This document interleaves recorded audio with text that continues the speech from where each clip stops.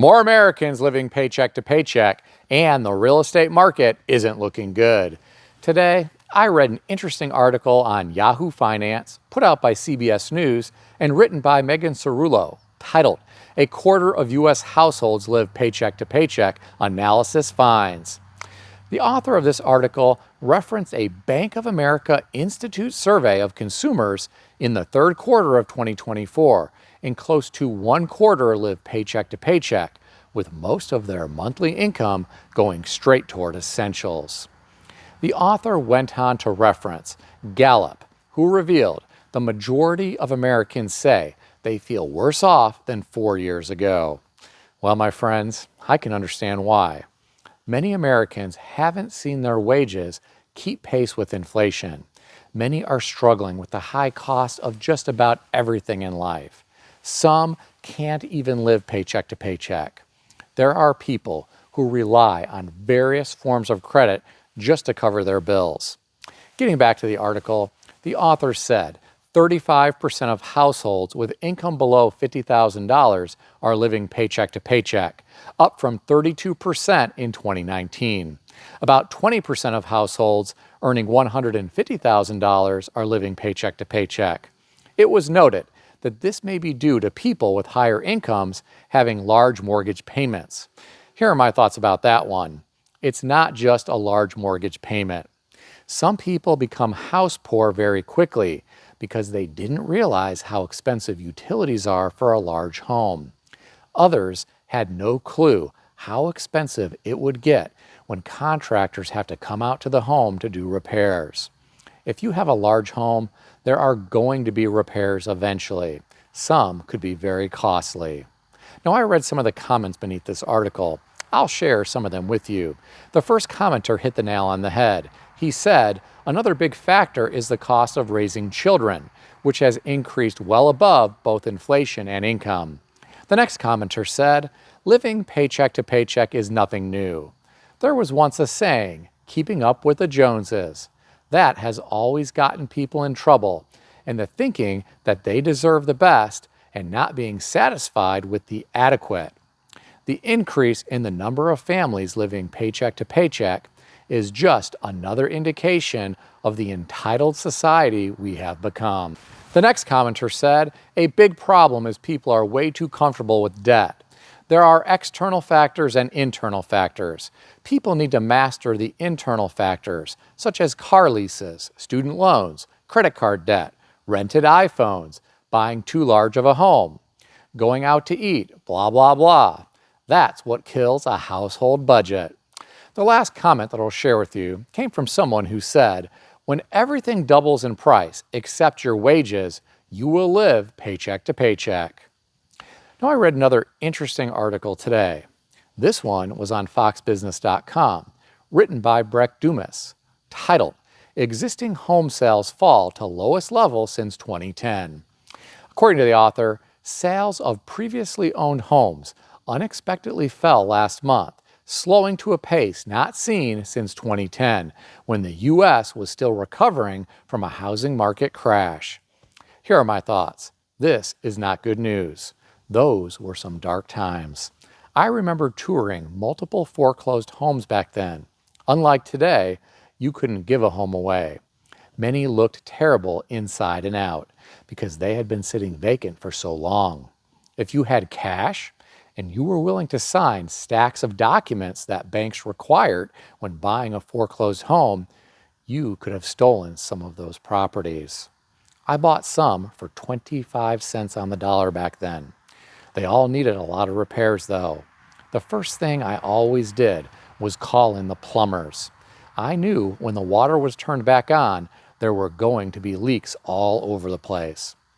I always had a crew of 2 or 3 plumbers at each house to get all of the leaks fixed. They usually had to make repairs to the faucets and toilets as well, especially in the older homes with galvanized plumbing, because little rust particles would get stuck in the faucets, showers, and in some of the water supply lines for the toilets. The flappers in the toilets usually dried out as well, and they needed to be replaced. Getting back to the article, The author referenced an economist from the National Association of Realtors who said, perhaps some consumers are hesitating about moving forward with a major expenditure like purchasing a home before the upcoming election. Well, my friends, I'm not an economist, but I think this guy is way off. I think it is more likely that consumers are struggling to afford a new home purchase because the 30-year fixed rate insured conventional mortgage is around 7% right now, and that's for someone with ideal credit. Now, I read some of the comments beneath this article. I'll share some of them with you. The first commenter said, rates aren't coming down anytime soon. The 75-year historical median rate is 7.4%. The next commenter said, the availability of smaller homes like the ones from the 50s, 60s, and early 70s would be more affordable. The larger homes are out of most buyers' reach and, for the most part, unneeded. Pretty much the same problem with new cars on the market today. All the bells and whistles are unaffordable extra expenses that keep people from buying basic, reliable transportation. Another commenter said, it's not just the purchase price of a house, it's the maintenance that will hurt also. I just had the roof reshingled on my middle-class suburban Rambler. Cost was $40,000. Last 8 years paid new furnace $10,000, new central AC $6,000, dishwasher $1,000. Well, that person sure spent a lot of money recently. The last comment that I'll share with you came from someone who said, hedge funds own 25% of the housing stock in the U.S. When those hedge funds are no longer earning an acceptable return on investment, they will dump those properties. Buyer beware. I read another interesting article today.